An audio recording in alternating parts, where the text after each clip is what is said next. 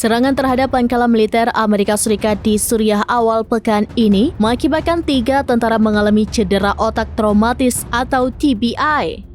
Namun sejauh ini Pentagon belum mengetahui pelaku penyerangan.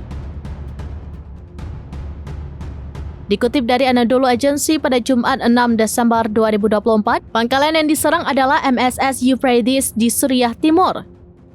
Juru bicara Pentagon Mayor Jenderal Patrick Ryder mengatakan pasukannya menghadapi sejumlah ancaman, termasuk roket dan mortir yang ditembakkan ke pangkalan tersebut. Meski begitu, Ryder mengklaim pasukannya berhasil menangkis serangan musuh.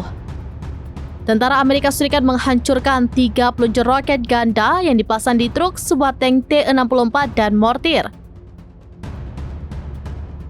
Soal ditanya terkait pelaku serangan, Ryder menduga kemungkinan besar adalah tentara Suriah atau Rusia.